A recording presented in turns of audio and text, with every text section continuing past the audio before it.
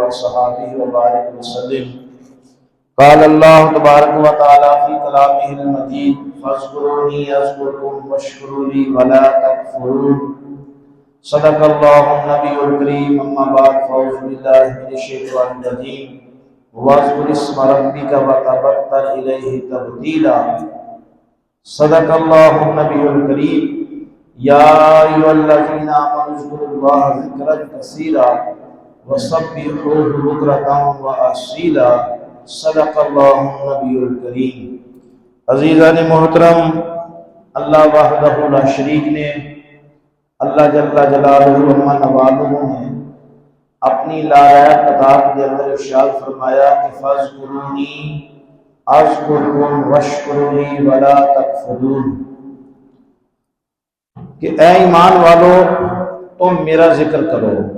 فاذکرونی تم میرا ذکر کرو، اذکرکم میں اللہ تمہارا ذکر کروں گا، واشکروا لی اور میرا شکر ادا کرو، ولا تکفرون اور میری ناشکری نہ کرو، میری نعمتوں کا کفر نہ کرو. اس مختصر آیت کے اندر اللہ نے کمال کا ایک مومن مسلمان کو دنیا میں اور آخرت میں کامیابی کا راز بیان فرمایا. فرمایا فاذکرونی میرا ذکر کرو، اذکرکم میں تمہارا ذکر کروں گا. آپ مسجد میں نماز جمعہ کے لیے حاضر ہوئے. اللہ آپ کا آنا جانا اٹھنا بیٹھنا سننا سنانا قبول و منظور فرمائے. کہ میرے آقا صلی اللہ علیہ وسلم نے ارشاد فرمایا کہ جب تم جنت کے باغوں کے پاس سے گزرو تو کچھ میوے کھا لیا کرو. جنت کے باغوں میں سے گزرو تو کچھ میوے کھا لیا کرو. تو صحابہ اکرام رضی اللہ تعالیٰ عنہ اجمعین نے عرض کیا کہ یا رسول اللہ صلی اللہ علیہ وسلم جنت تو ملے گی مرنے کے بعد، تو دنیا میں ہم جنت کے میوے کہاں سے کھائیں؟ دنیا میں جنت کے باغ کہاں ہیں؟ بھی مریں گے، قیامت کے دن اٹھائے جائیں گے، پھر ہمیں جنت ملے گی، پھر ہمیں اللہ تبارک و تعالیٰ کی طرف سے جو انعامات ملیں گے، تو جنت کے میوے تو وہاں ہوں گے. تو دنیا میں جنت کے میوے کہاں سے آئے یا رسول اللہ؟ میرے محبوب نے فرمایا کہ جب تم مسجدوں کے پاس سے گزرا کرو تو مسجد کے اندر داخل ہو کے مسجد میں جو لوگ بیٹھے اللہ کا ذکر کر رہے ہوں ان کے پاس بیٹھا کرو. مسجدیں زمین میں اللہ کے باغوں میں سے ایک باغ ہیں، یہ جنت کے باغوں میں سے ایک باغ ہیں، اور وہاں پہ بیٹھ کے اللہ کا ذکر کیا کرو، وہاں اللہ کی تسبیحات کیا کرو. فرمایا کہ جو بندہ مسجد میں آئے، آتے جاتے اٹھتے بیٹھتے سبحان اللہ ماشاءاللہ اللہ اکبر الحمدللہ آسان الفاظ ہیں. آپ کے اور میرے نبی صلی اللہ علیہ وسلم نے ارشاد فرمایا کہ جو ایک دن میں 100 مرتبہ پڑھ لے سبحان اللہ سبحان اللہ سبحان اللہ، ایک دن میں 100 مرتبہ پڑھ لے سبحان اللہ، اللہ اس دن اس کے سب گناہ معاف فرما دیتے ہیں. اور جو اللہ اکبر پڑھ لے، اللہ اکبر اللہ بہت بڑا ہے، اللہ اکبر اللہ اکبر، فرمایا کہ اللہ اس کو 10 غلام آزاد کرنے کا ثواب عطا فرماتے ہیں. الحمدللہ الحمدللہ الحمدللہ. آپ نے کھانا کھایا الحمدللہ، پانی پیا الحمدللہ. کیوں حکم ہے ایک مسلمان مومن کو کہ مسلمان مومن کو کوئی عبادت اسپیشلی کرنے کی ضرورت. مسلمان مومن پیدا ہونے سے لے کے قبر تک اس کی زندگی کا ہر عمل ہر لمحہ عبادت ہے اگر اسے سمجھ آ جائے. آپ نے کھانا کھانا ہے تو کھانے سے پہلے آپ نے ہاتھ دھوئے، تو ہاتھ دھونا کیا ہے؟ سنت. آپ نے کھانا کھایا، کھانے سے پہلے آپ نے ہاتھ دھوئے، اور ہاتھ دھونا کیا ہے؟ سنت. تو جب آپ نے ہاتھ دھوئے تو آپ نے سنت ادا کی تو آپ کو 1000 غلام آزاد کرنے کا ثواب مل گیا. آپ نے ہاتھ دھوئے ہیں، فرمایا نہیں جو کھانا کھانے سے پہلے ہاتھ نہ دھوئے اللہ اس کی نسلوں سے رزق چھین لیتا. یہ کتنا عمل چھوٹا سا، ہاتھ دھونا اور نہ دھونا، دھونے میں کیا ہے کہ اللہ اس کی نسلوں میں رزق دے گا، اور نہ دھونے میں کیا ہے کہ اللہ اس سے اور اس کی نسلوں سے رزق چھین لے گا۔ آپ کے سامنے کھانا آ گیا، آپ نے پڑھا بسم اللہ الرحمن الرحیم، بسم اللہ وعلی برکت اللہ، تو آپ نے کھانے سے پہلے بسم اللہ پڑھ لی، پانی سے پہلے بسم اللہ پڑھ لی، آپ نے یہ کپڑے پہنے، آپ نے کپڑے پہننے سے پہلے بسم اللہ پڑھ لی، آپ نہانے گئے تو آپ نے اندر کی دعا پڑھ لی، اللہم انی اعوذ بک من الخبث والخبائث۔ جتنا دیر آپ واش روم میں نہاتے رہے دعا آپ نے باہر پڑھی، اب جتنی دیر آپ اندر نہاتے رہے آپ کے نامہ اعمال میں نیکیاں لکھی گئی۔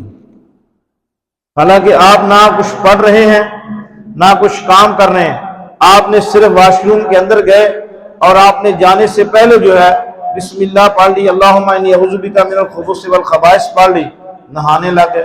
آپ کا نہانا بھی عبادت، آپ کا وضو کرنا بھی عبادت، آپ کا سر ڈھانپنا۔ میں اکثر لوگوں سے کہتا ہوں کہ خدا را ننگے سر نہ رہا کریں، میرے محبوب ساری زندگی ننگے سر نہیں رہے، میرے آقا نے ساری زندگی ننگے سر نماز نہیں پڑھی، سر ڈھانپ کے رکھا، ڈھانپ کے نماز پڑھی۔ آپ گلی میں ہیں، محلے میں ہیں، بازار میں ہیں، اپنے سر کے اوپر پگڑی رکھیں، رومال رکھیں، ٹوپی رکھیں، آپ کا سر ڈھانپ کے رہنا یہ بھی عبادت ہے۔ مفت کی لاکھوں نیکیاں جو ایک ایک سانس پہ آپ کو مل رہی ہیں۔ اچھا بتائیں مجھے کہ کوئی دنیا میں ایسا مذہب ہے کہ جہاں اتنی نیکیاں ہوں؟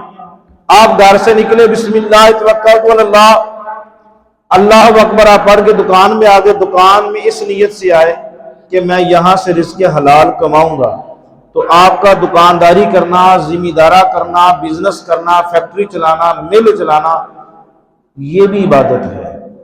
مزدور کام کر رہا ہے، مدینے کی گلیاں، میرے محبوب نے دیکھا کہ ایک مزدور ہے، گرمی ہے شدید، حضور پاک صلی اللہ علیہ وسلم اس کے پاس سے گزرے تو میرے آقا نے اس کا ہاتھ پکڑا۔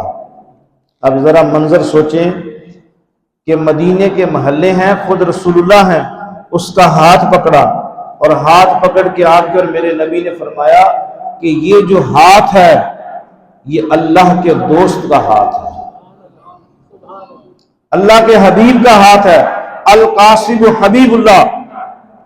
فرمایا کہ بعض روایت ہے کہ حضور نے اس کے ہاتھ کا بوسہ لیا، فرمایا یہ جو ہاتھ ہے مزدوری کرنے والا، محنت کرنے والا، یہ اللہ کے دوست کا ہاتھ ہے، اس کا پسینہ، عالم کی سیاہی، شہید کا خون اور مزدور کا پسینہ، قیامت والے دن اللہ ان کے بدلے بھی ان کو نیکیاں عطا فرمائے۔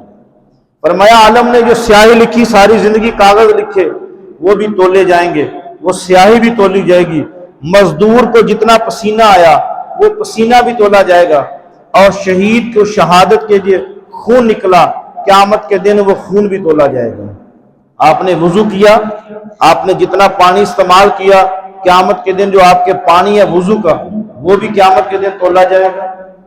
تو ایک ایک قدم پہ مسلمان مومن کو اللہ نے، اس امت کو ایک ایک قدم پہ نیکیاں عطا فرمائی ہیں۔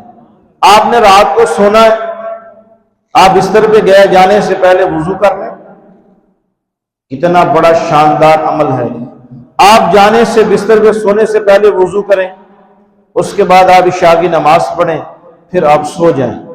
رات کو جلدی سونا اور صبح جلدی اٹھنا یہ میرے محبوب کا خاص عمل ہے۔ رسول اللہ صلی اللہ علیہ وسلم عشاء کی نماز کے بعد گفتگو کرنے کو ناپسند فرماتے ہیں کہ جلدی سو جائیں، اور اس کے بعد رات کو وضو کر کے سوئیں، ساری رات سوئے رہیں، خراٹے لیں، جی بھر کے نیند کریں۔ آپ کے اور میرے نبی نے فرمایا ساری رات میں جتنی سانسیں لے گا اللہ اس ہر سانس کے برابر اس بندے کو ایک ایک نیکی عطا فرمائے گا۔ اب دیکھیں کتنا بڑا عمل ہے۔ آپ نے وضو کیا اور بسم اللہ پڑھ کے اپنی چارپائی پہ سو گئے، اور پھر اس سے بڑا ایک عمل میرے آقا نے فرمایا کہ جو بندی یا بندہ، مرد یا عورت، رات کو وضو کرے اس کے بعد اپنی چارپائی پہ سوئے گا، ساری رات فرشتے اس کا پہرا دیں گے۔ یہ جو ہم کہتے ہیں کہ رات سوئے تھے صبح چور آئے لٹ کے لے گئے، فلانا آیا، چور آیا، لٹ کے لے گیا۔ جب ہم اعمال سے دور ہو جائیں گے، نیکیوں سے دور ہو جائیں گے، تو اللہ رب کائنات پھر ہماری زندگیوں میں تکلیفیں بھیج دے گا۔ وَمَنْ أَعْرَضَ عَنْ ذِكْرِي فَإِنَّ لَهُ مَعِيشَةً ضَنْكَ۔ دنیا اسلام کا سلسلہ چشتیہ کا بے تاج بادشاہ، جس سے لاکھوں کروڑوں سلسلہ چلا چشتیہ کا، حضرت فضیل بن عیاض رحمہ اللہ تعالی علیہ، اپنے زمانے کا بہت بڑا دہشت گرد اور ڈکیٹ، بڑے بڑے قافلے لوٹنے والا، دلیر اور بہادر آدمی، ایک عمل نے زندگی بدلی، اور چند دنوں میں اللہ رب کائنات نے بڑے بڑے لاکھوں ولیوں کا استاد بنا دیا۔ ساری زندگی ڈکیٹیوں میں گزر گئی، آپ نے ایک قافلہ لوٹا، سارا سامان قافلے کا لوٹ کے آپ کے پاس جب لایا گیا تو ایک اماں ہے، ان کی ایک گٹھڑی ہے، تو اس کو بھی لوٹا ساتھیوں نے، بڑا لشکر ہے آپ کے جو دہشت گرد ڈکیٹ تھے۔ تو جب وہ سارا سامان لوٹ لیا تو اس اماں کی ایک گٹھڑی ہے، اس میں کچھ پیسے تھے، تو اس اماں نے ان ڈاکوؤں سے کہا کہ یہ جو میری گٹھڑی ہے تم اس کو نہیں لوٹ سکتے، تمہاری جرت نہیں ہے۔ انہوں نے چھین لی۔ اس نے کہا اماں جی تم کمزور ہو، سارا قافلہ لٹ گیا، تمہاری کیا طاقت ہے کہ ایک بوڑھی اماں ہو ہم سے یہ گٹھڑی نہ چھینے؟ تو اس اماں نے کہا کہ میں نے اس پر 3 مرتبہ آیت الکرسی پڑھی ہے۔